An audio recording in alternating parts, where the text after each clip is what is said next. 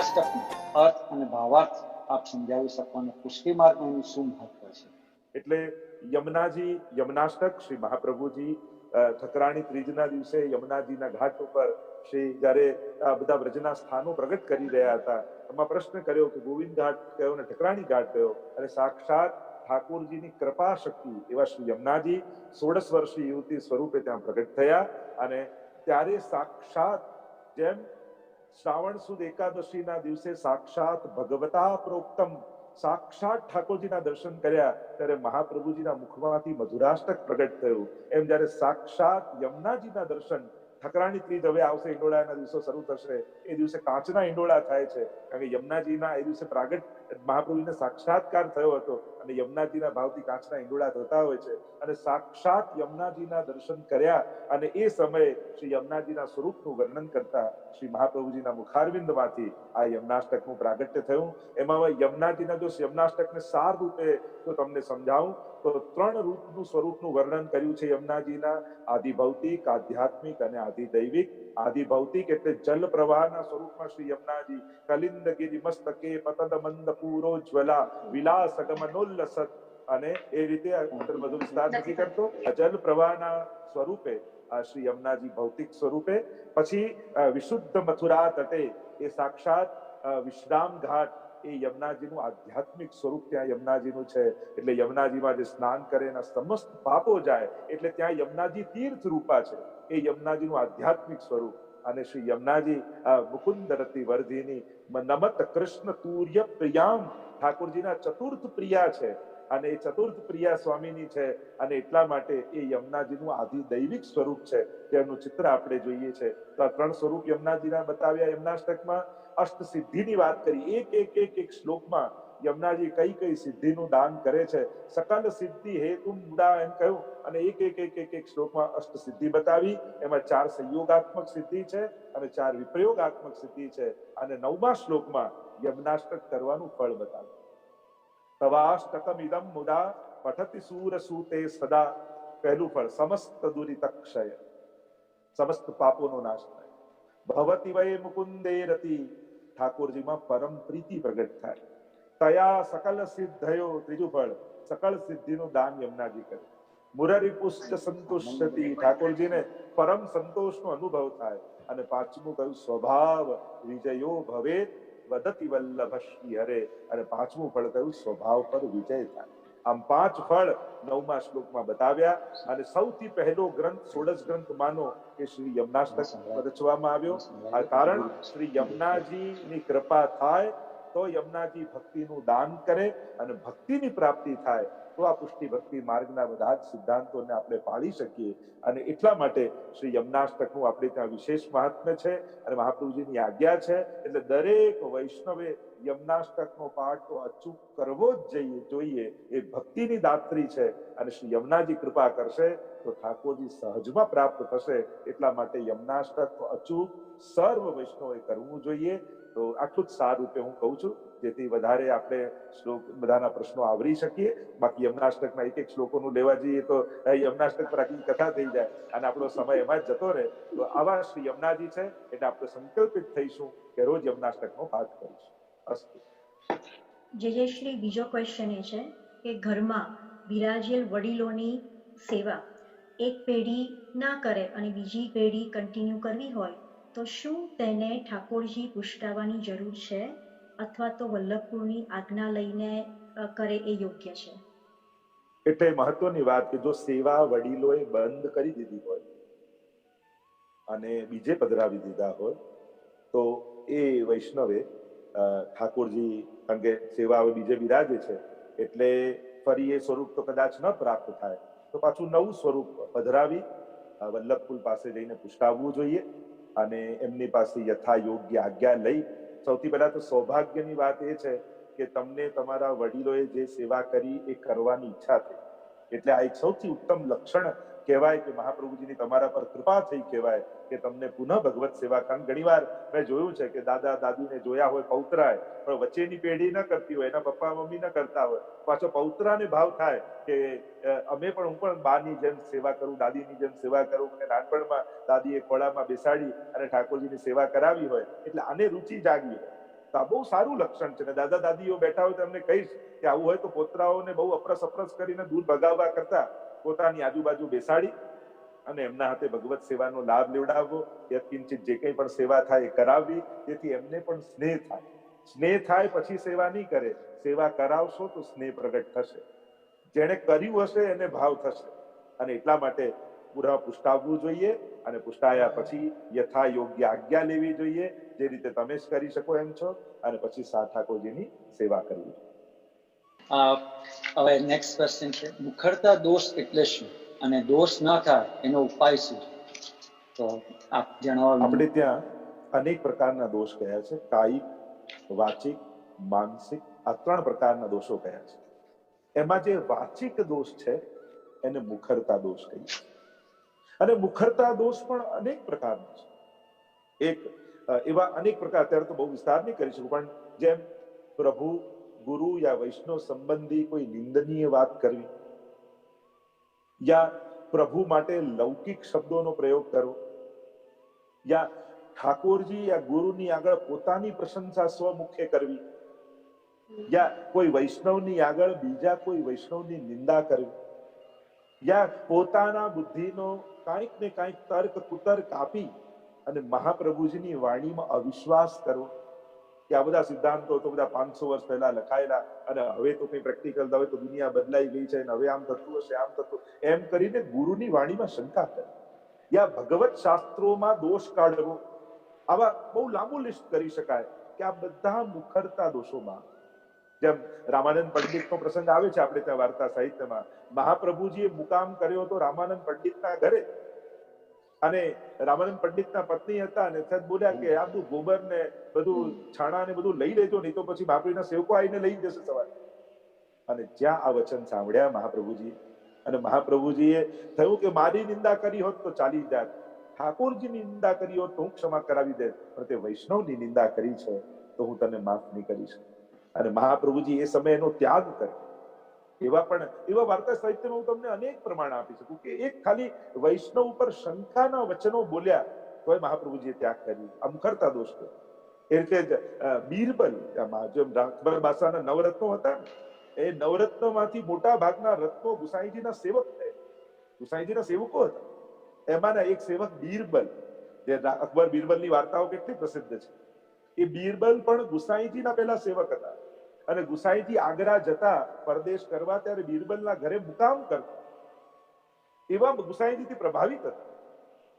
પણ એકવાર જયારે ગુસાઈજી પરદેશ કરવા પધારે ત્યારે બીરબલ સહજમાં કે ગુસાઈજી એમના સેવકોની આગળ વાત કરવા લાગ્યા કે આ ગુસાઈજી કેમ પધારે છે, શું એમને સેવાની જરૂર છે?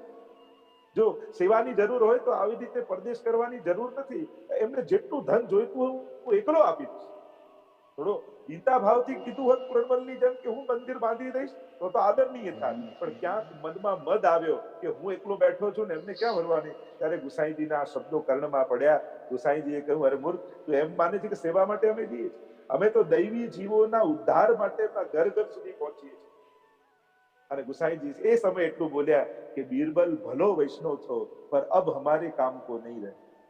એમ ભલો હતો પણ હવે આવા અહંકારના વચનો એના મનમાં આવ્યા તો હવે મારા કામનો નથી રહ્યો. એ સમયનો ત્યાગ કર્યો. અને પછી બીરબલ તો દીને ઇલાહી ધર્મ જે અકબર બાદશાહે બનાવ્યો ને એમાં ગયો ને એવી બધી પાછળની ઘટનાઓ. પણ એવા ઘણા બધા આપણે ત્યાં એ પેલા બાઈનો પ્રસંગ 252 માં આવે છે કે જમીન માપવા વાળો એમના ઘરે આવે અને બધી જગ્યાએ બધા પોતાના જમીન માપતા હતા, અને એકલા માજી આ ગુસાઈજીના સેવક રહે ને એટલા ભાવથી ઠાકોરજીને લાલ લડાવે. ઠાકોરજી પણ સાનું ભાવ જતાવે, અને જમીન માપવા વાળો આવ્યો ને એને દયા આવી કે ચલો આ માજી છે તો એને થોડી જમીન વધારે એના ઘરની માપી દઉં, તો જયારે બાઉન્ડ્રી કરે તો વધારે એને જગ્યા મળે, એટલે એને જમીન વધારે માપી. માજીને કહ્યું, જો તમે આવા ભગવતી છો તો તમારા માટે વધારે જમીન માપી આપી. તો માજીથી ભૂલથી એટલું બોલાઈ ગયું, અરે તે વધારે જમીન આપી તે તો મને જીવાડી દીધી. એ જ સમયે ઠાકોરજી પીઠ દઈને બિરાજી, અરે તને જીવાડનારો હું અંદર બેઠો છું અને આ ટુકડો જમીન આપનાર તને જીવાડનારો છે, અને હું તારો ત્યાગ કરું છું. તો આ બધા મુખરતા દોષો છે. વિચાર કરો, આટલી નાની નાની વાતમાં આવા મોટા પરિણામ મળતા હોય તો આવા નાના દોષો રોજ બરોજ આપણે નથી કરતા? ક્યાંક અન્યાશ્રયના વચનો, આ ઠાકોરજીથી કાર્ય નથી થતું, લાવ ત્યાં જઈને પગે લાગી આવીએ, ત્યાં પેલું ચડાઈ આવીએ, ત્યાં માથું નમાવી આવી, આ બી દોષ છે, મુખરતા દોષ. અન્યાશ્રય સંબંધી શબ્દો બોલવા એ પણ એક મુખરતા દોષનો એક બહુ મોટો વિસ્તાર આપણે કરી શકીએ છીએ, આખું વર્ગીકરણ કરી શકીએ છીએ. એ સ્વકેન્દ્રિત પણ એવા વચનો નીકળે, પ્રભુ કેન્દ્રિત પણ નીકળે. અને એટલા માટે વૈષ્ણવે હંમેશા મુખરતા દોષની હરિરાયજી તો શિક્ષાપત્રમાં વાડે ઘડીએ એવા વચનો કહે છે કે વૈષ્ણવે વાણીનો સંયમ રાખવો. કારણ કે મૌન રહેવું સહેલું છે, વધારે બોલવું સહેલું છે, પણ ક્યારે બોલવું ને ક્યારે ચૂપ રહેવું એ સમજ આવી બહુ કઠિન છે.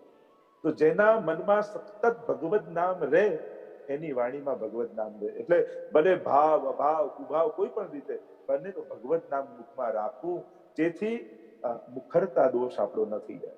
સાવધાન રહેવું વૈષ્ણવે, ક્યારે મારા મુખમાંથી એવું કાંઈ ન નીકળે કે જેથી હરિ ગુરુ વૈષ્ણવ મારા પર નારાજ થઈ જાય.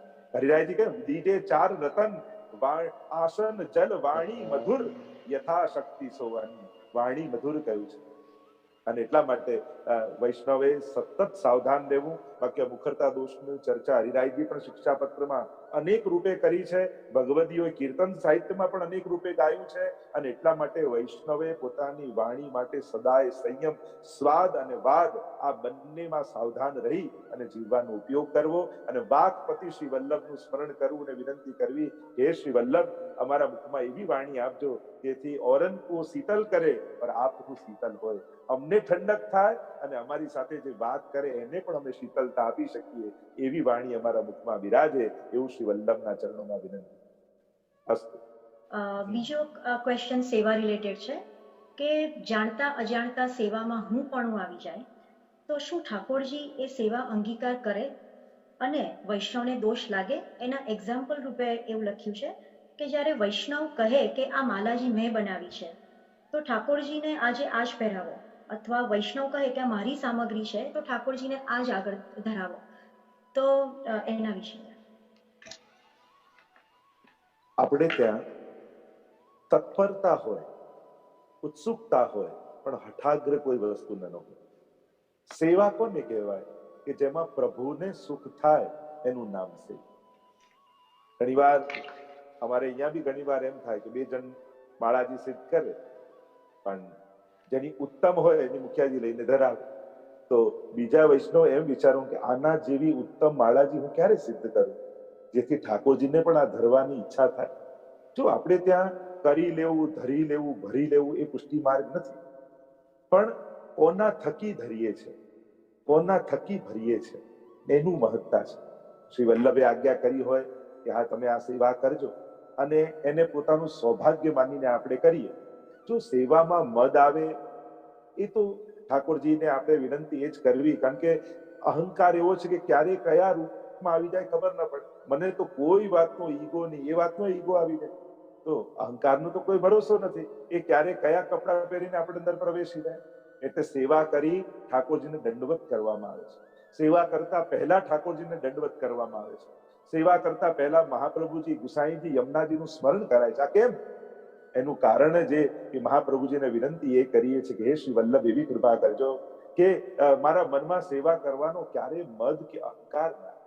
આ આપની કૃપા થકી સેવા હું કરું છું ને મારાથી થાય છે ત્યાં સુધી એમ માનતા રહીશું તો મદ આવવાની સંભાવના છે. પણ હું સેવા નથી કરતો યા હું સેવા નથી કરતી, હું તો મહાપ્રભુજી અને વલ્લભની આજ્ઞાનું પાલન કરું છું. અમે કોણ સેવા કરી શકવાના? અમે તો દોષોથી ભરેલા જીવો છીએ, પણ શ્રી વલ્લભે અનુગ્રહ કરી, કૃપા કરી મને આ અધિકાર આપ્યો છે કે તું યશોદાજીનો લાભ લે, તું ગોપીજનોની સેવાનો લાભ લે. અને આ હું કરું છું એટલે થાય છે નહીં, મારા પર કૃપા કરીને ઠાકોરજી મારા હાથે સેવા લે છે. સેવા એ આપણો ઠાકોરજી પરનો ઉપકાર નથી, પણ સેવા એ ઠાકોરજીનો આપણા પર ઉપકાર છે કે આપણને એ અવસર આપે છે. અને જયારે આ રીતે સેવાને લઈશું કે આજે ઠાકોરજીએ જો મને બુહારી કરવાનો અવસર આપ્યો, આજે ઠાકોરજીને મને માળા કરવાનો અવસર આપ્યો, આજે ઠાકોરજીએ મને સામગ્રી કરવાનો અવસર આપ્યો, એમ પોતાનું સૌભાગ્ય માનીને સ્વીકારીશું કે આજે ઠાકોરજીની ખૂબ કૃપા થઈ કે એમણે મને આ મોકો આપ્યો. તો હંમેશા એવું લાગશે કે પ્રભુ મારા પર ઉપકાર કરે છે કે મને આ તક આપે છે. પણ હું કરું છું એટલે પ્રભુનું થાય છે એવો જો ભાવ આવ્યો અને પોતે ઉપકાર કરતા હોય એવો ભાવ કરીશું તો પછી ઠાકોરજીને પણ એનો ભાર લાગશે, સેવાનો આનંદ નહીં આવે. કારણ કે પ્રભુ કોઈનો ઉપકાર રાખતા નથી, એ પાછું વાળીને પાછું આપી દે છે. અને એટલા માટે સેવા સ્વીકારે છે, ઉપકાર પાછું વાળે છે. એટલે આપણે નક્કી કરવાનું, આપણે રિટર્નમાં પાછું ફલ સાથે લઈ લેવું છે કે આપણી સેવા સદાય ઠાકોરજી સ્વીકારી લે એ રીતે સેવા કરવી છે. તો એવો ભાવ રાખો, દીનતાનો ભાવ રાખો. કારણ કે મહાપ્રભુજી એ જ નહીં સાધન સંપત્ત્યા હરિતુષ્યતિ કશ્યચિત ભક્તાનામ દૈન્યમે વૈકમ હરિતોષણ સાધનમ. રાસ પંચાધ્યાયમાં જયારે ઠાકોરજી રાસમાં પ્રગટ થયા, અંતર ધ્યાન થયા પછી પ્રગટ થયા, ત્યારે મહાપ્રભુજી સુબોધનીમાં કારિકા લખે છે કે પ્રભુ ક્યારે કોઈ પણ સાધનથી રાજી થતા નથી. પ્રભુ પ્રસન્ન થાય છે તો ભક્તની દીનતાથી પ્રસન્ન થાય છે. અને એટલા માટે ઉત્તમમાં ઉત્તમ, મોંઘામાં મોંઘી વસ્તુ હોય, પણ જો દીનતાનો અભાવ હોય તો ઠાકોરજીને આનંદ આવતો નથી. અને એનાથી કદાચ વસ્તુ ઉત્તમ ન હોય પણ દૈન્ય પૂરેપૂરો હોય તો ઠાકોરજીને ઉત્તમ બનાવીને સ્વીકારી લે છે. અને એટલા માટે સેવામાં સદાય સાવધાન રહેવું કે મને કોઈ પ્રકારનો મદ ના આવી જાય. અને ઠાકોરજી બાકી બધું જ ચલાવી લેશે, અહંકાર નહીં ચલાવે. જો આપણે વાર્તા પ્રસંગમાં નથી આવતું, પેલી રાણી આવી દર્શન કરવા માટે અને છત્ર ચમર ચાદર બધું ઓઢીને આવી અને કહ્યું કે આ દેશની હું રાણી છું અને હું તો મારા પૂરા રસાલાની સાથે ઠાકોરજીના દર્શન કરવા છે અને હું દર્શન કરું ત્યારે કોઈ ન કરતું હોવું જોઈએ. મહાપ્રભુજીએ કહ્યું ઠીક છે, તમે પહેલા કરો. અને 12,000ની ભીડ ઉભી છે, અંદર રાણી દર્શન કરી રહી છે, પણ આ શ્રીનાથજી બાબા કોઈનો અહંકાર ચલાવી બીજું રૂપ ધારણ કર્યું ને જઈને દ્વાર ખોલી આવે. આખી ભીડ અંદર એવી આવી કે છત્ર ચમર તો શું, એક એક કપડું રાણીના શિયનમાં આવે. અને ત્યારે ઠાકોરજી હસવા લાગ્યા અને કહ્યું કે આ ઠાકોરજી કોઈનો પણ કાહુ કી નાહી રાખત કાની ભલી કોની યહ ખેલવે કી બાની. ભલી યહ ખેલવે, ગોવિંદ સ્વામીનું પદ છે, કાહુ કી નાહી રાખત કાની. ઠાકોરજી કોઈનો અહંકાર ચલાવતા નથી. અને બીજી વાત એ કે જો ઠાકોરજી આપણો અહંકાર વધારે તો માનવું કે ઠાકોરજી આપણો બગાડ કરવાનો છે. અને પ્રભુ કોઈને પણ નિમિત્ત બનાવી આપણો અહંકાર તોડે તો માનજો ઠાકોરજી મારો સ્વીકાર કરવા માંગે છે અને એટલા માટે મારા અહંકારને તોડી રહ્યા છે. પ્રભુ માને મારા અહંકારમાંથી દૂર કરી રહ્યા છે. અને એટલા માટે એવો ભાવ રાખો કે મારા અહંકારને પ્રભુ મુક્ત કરજો અને માને સેવાથી વંચિત ન કરતા. હું હંમેશા કહું કે ક્યારે પણ કોઈ વ્યક્તિને કારણે ઠાકોરજીની સેવા નહીં છોડો. ઘણી વાર હવેલીમાં હોઈએ કે ઘરે હોઈએ કે કઈ હોઈએ, ક્યાંક કોઈ કઈ કહી જાય કે ઘરમાં કોઈએ કહી હવે હું સેવા નહીં કરું, હવે તમે કરી દો, અમારાથી નહીં થાય, મને આમ કરો. અરે વ્યક્તિના કહેવાથી મળેલો લાભ શા માટે છોડો? આ એક સેવા સૌભાગ્યથી મળે છે. માણસો તો આજે છે કાલે નહીં રહે, પણ કોઈ સાધારણ વ્યક્તિના કહેવાથી પોતાના હાથમાં આવેલી સેવા મૂકી નહીં દેવી, અલૌકિક ભાવ કરવો. સારા વચનો કીધા તો આ યશ તો ઠાકોરજીનો છે. પ્રભુ મારો યશ વધારે છે. કોઈએ નિંદા કરી તો જો ઠાકોરજી કેવો મારા અહંકારને તોડી રહ્યા છે, મારી અંદર મદ ના આવી જાય એટલે આના મુખે નિંદા કરાવી મારો અહંકાર ઓગાળી રહ્યા છે. આવો અલૌકિક ભાવ રાખી જો સેવામાં જશો તો તમારા હાથમાં આવેલી સેવા ક્યારેય છૂટશે. એટલે પ્રભુને એ જ વિનંતી કરજો કે દીનતાના પાત્રમાં મન મણી મૂકી ભેટ ભગવંતજીને ધરજો. નિશ્ચયના મહેલમાં વસે મારો વાલમો. દયારામભાઈનું પદ છે કે બસ દીનતા આપણા જીવનમાં બની રહે. એ જ સૌથી આપણા આચાર્યો કેટલા દૈન્ય વાળા. હરિરાયજી તમે જુઓ, હો વારીન વલ્લભીયન પર અપને તनको કરું બિછોના. આપણા આચાર્યોએ દીનતા રાખીને બતાવી છે, તો એ દીનતા આપણી અંદર કેમ ન પ્રગટ થાય? અને એટલા માટે પ્રભુ જ આપણા અહંકારને છોડાવશે.